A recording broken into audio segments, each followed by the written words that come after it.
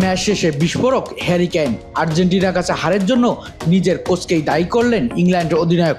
অন্যদিকে সব দায় নিজের কাঁধে তুলে নিলেও পরিকল্পনাকে সঠিক বলে মনে করছেন থমাস টুকেল। কি ঘটেছে ইংল্যান্ড শিবিরে, চলুন জেনে নেওয়া যাক। বিশ্বকাপের সেমিফাইনালে আর্জেন্টিনার কাছে 2-1 গোলে হেরে স্বপ্নভঙ্গ হয়েছে ইংল্যান্ডের। তবে ম্যাচ শেষে সবচেয়ে বেশি আলোচনায় এসেছে মাঠের ফল নয়, বরং থমাস টুকেল ও অধিনায়ক হ্যারি কেইনের মন্তব্য।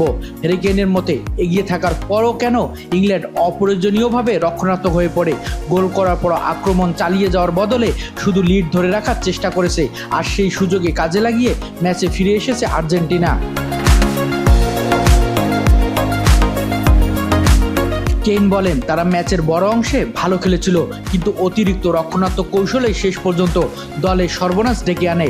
তিনি সরাসরি কোচের নাম উল্লেখ না করলেও তার বক্তব্য স্পষ্ট ইঙ্গিত করে ট্যাকটিক্যাল সিদ্ধান্তের দিকে। অন্যদিকে থমাস টুকেল নিজের পরিকল্পনার পক্ষে অবস্থান নিয়েছেন। তিনি বলেন, সেই সিদ্ধান্ত কোচকে নিতে হয়, আর সেই সিদ্ধান্তই তিনি নিয়েছেন। তবে তার বিশ্বাস, এই পরিকল্পনায় ইংল্যান্ড জিততেও পারত।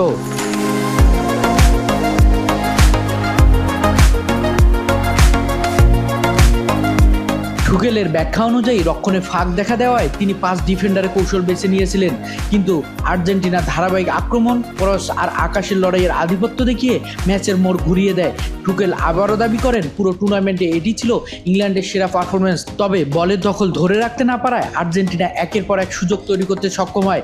এই হারের পর ইংল্যান্ডের ড্রেসিং রুমে কোচ ও অধিনায়কের মধ্যে মতপার্থক্য নতুন করে আলোচনার জন্ম দিয়েছে। প্রশ্ন একটাই, রক্ষণাত্মক কৌশলে কি ইংল্যান্ডের বিশ্বকাপ স্বপ্ন শেষ করে দিল?